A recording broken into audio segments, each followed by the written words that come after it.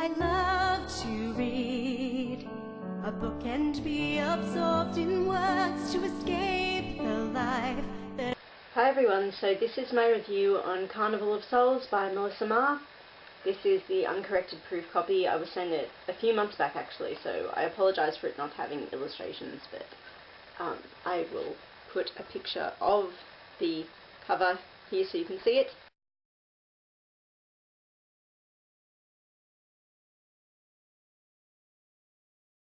And understandably, now that you've seen the cover, you know why I was sent a mask.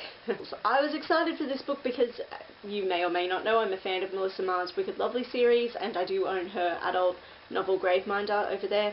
I've praised her work in the past, I've enjoyed her characters. The premise of the book, it's split between our world and the city, which is some place somewhere else where demons and witches exist.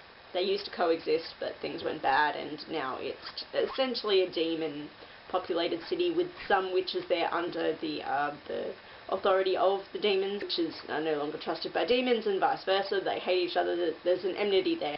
In the middle of the city, at its core, is the Carnival of Souls, and while that sounds probably nice and dandy as a title, it's not a very pleasant place really. It features a lot of stalls that sell all kinds of weaponry, and you can hire assassins should you have someone you wish to get killed for you. You can hire prostitutes. You can hire all such things. There are certain tents where you can go and do drugs and whatnot. So it's a very decadent, very sinful kind of place. Within the Carnival of Souls, I think it's every 10 years or so, I really should get my facts down, but anywho, they have a year-long competition wherein demons fight one another in order to raise their class status and to gain access to more money and more privileges and whatnot, because the city is a very class-based society, and it's very distinct in terms of where you are. So if you are born into the lowest class, that they're referred to as curs, then it's very unlikely you'll ever be able to move up. You don't have any opportunities essentially, and you're reduced to literally fighting to survive and prostituting yourself and stealing and taking jobs as an assassin and all such things that aren't very pleasant. So you don't really have the means of removing yourself from that unless you enter this competition. So they have to fight one another to the death or until they forfeit, and it goes for a year. So an awful lot of people enter, but by the end of it, obviously, very few are left. So that's going on within the city in that side of things. And then in our world, we've got Mallory, who thinks she's a human, and she has been raised by a surrogate dad who is in fact a witch. His name is Adam, and the novel opens with Mallory's mum, her real mum, who is a demon. She brings Mallory as a baby to Adam in order to get protection, to get witch protection and magic put upon Mallory, so that she can be hidden from her real father, whose name I'm going to butcher if I try to pronounce it properly, so I'm just going to call him Mass. He is the ruler of the city, so Adam becomes a surrogate dad and has taken her into his protection, and he's raised her in the human world, where most witches have gone to live now, because they've essentially been banished from the city. So Mallory's been raised to hate demons and to learn how to fight them. So she trains every day, and she has guns that she carries with her all the time and whatnot, and she has formed a crush on this guy named Caleb, and we learn early into the novel that Caleb is a demon and that he spends most of his time in the city, where he is in the competition, and he's one of the last fighters remaining in the competition, and he is over in the human world seemingly to be spying on Mallory, and for some purposes there, but she's falling for him and maybe he has feelings for her. The novel, splits between the goings-on in our world and in the city, and it's told from multiple perspectives. We have several characters we spend time with. We spend time with Mallory for a bit, we spend time with Caleb, we spend time with Ara, who is the only female competitor in the competition, and she's notable because she's of an upper class, she's in the ruling class system. So my issues with this book are varied. I know some people were criticising the book from the outset because it had a premise sort of similar to some other books. I've seen comparisons between the Hunger Games, obviously because of the competition side of things with the battles to the death and whatnot. I recognised familiar aspects of it with the plot, but I mean it sounded interesting enough for me that I thought it could be a good read. And it could be a good read, but it wasn't for me personally, and very much felt, I've claimed this about some books in the past, but I don't know if I've ever had this sense quite as strong as with this novel, but I really felt as though it was the skeleton of a larger work. It was just the opening chapters, if you like, of what would have been and should have been the actual Carnival of Souls novel. So that was disappointing. I felt as though there wasn't nearly enough here to constitute a novel. There wasn't enough character development, there wasn't enough time spent with anybody, there wasn't enough time fleshing things out for me to care about anything that was going on really, or to connect with any of the characters fully.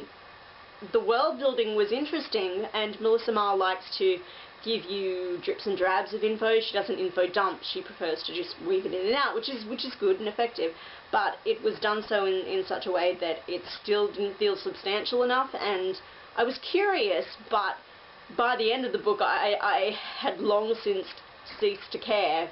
The writing style, more so than anything else, was the thing that jarred me out of the whole experience. I felt incredibly disassociated with this book while I was reading it. The whole time, I felt like if the book was over here and I was over there somewhere else, and I couldn't bridge the gap.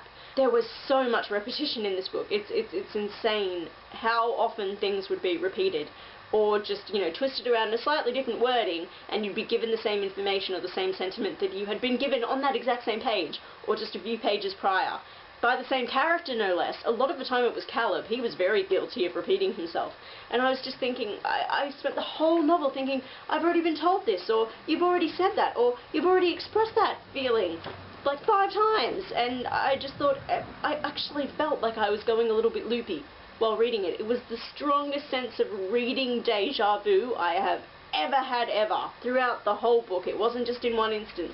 The whole time I was thinking, but I know this. Stop saying the things you've said a million times and let's move forward. And that was the thing. Because there was so much repetition, there was no progressing forward with the plot and with development, because we were just reiterating things and rehashing stuff that we'd already covered. So it couldn't develop, it couldn't grow and expand, because it just was stuck in this running track of being on the same thing. And I'm like, please move out of that and let's do something else. Like, plot-wise, there actually wasn't all that much that happened in this book, which doesn't bother me too much, really. It's taking place over the span of a few days, and whilst it's credible that, you know, not that much needs to happen in a few days, given the proportions of what these conflicts could be between all of these creatures and these individuals, it wasn't moving, it wasn't going places, and I didn't feel involved or connected anyway. So it was just, character-wise, I had a really hard time giving a shit about anybody. A lot of characters felt like they were essentially split between 2 personalities, so they were very inconsistent. When we very first meet Mallory, she has quite an independent streak and a bit of a tough girl attitude. She spent her life training, so she's feeling as though she's ready and willing to defend herself against demons should she need to. The Mallory, you know, for the rest of the book is 100% different, but she is just this weak, snivelling, hopeless, pathetic creature for the rest of the book, and she drove me insane.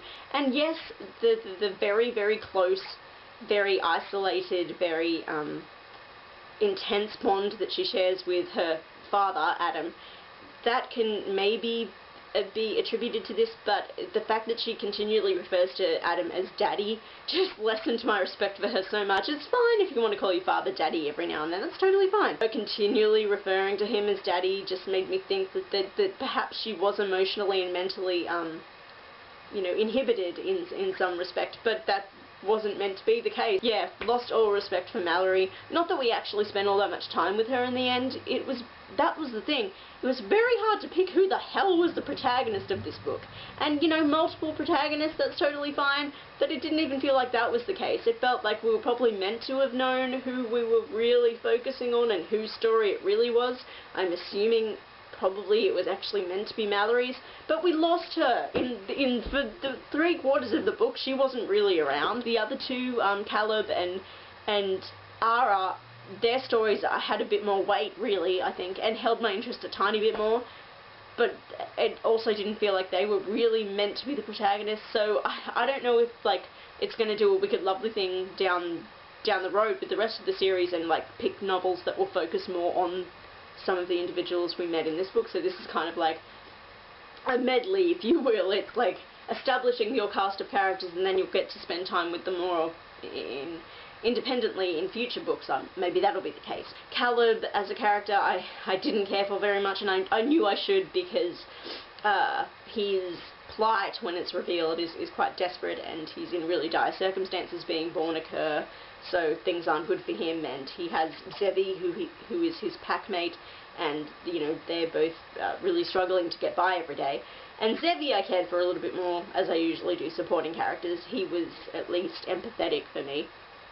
But Caleb, especially towards the end, made some insanely iffy decisions that I just couldn't get behind. As in with the Fae in the Wicked Lovely series, you kind of get the sense that you have to forgive them some things that, you know, by human standards would not hold muster, but because they're demons, you know, the rules are different, and they abide by different standards.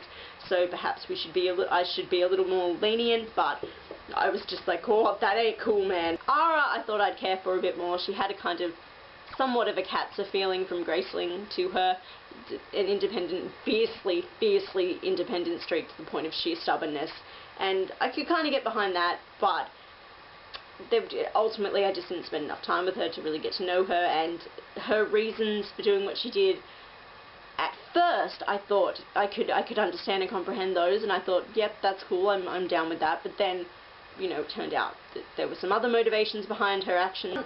I can't explain it effectively, and I'm sorry for all the rambling, but I was so very disappointed while reading this book, and I'm really sorry to say that. I am certain that an awful lot of people are going to enjoy it. It's already got lots of positive reviews on Goodreads. I already feel very much left out, and like I'm the evil bitch complaining in the corner on my own again. I just didn't connect to it the way I wanted to, and I couldn't get behind it. I felt so distanced from the material. I really did. And that's a bright bloody shame, because I did sincerely want to enjoy the book. I sincerely want other people to be able to enjoy it.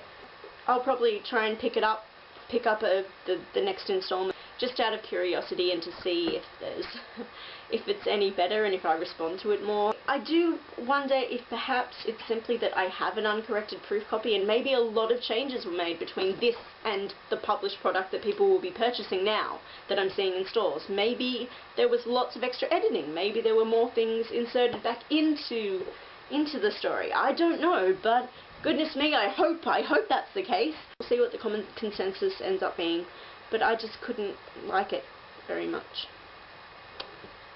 I'm really sorry. So, 2.5 stars out of 5 for Carnival of Souls by Melissa Marr.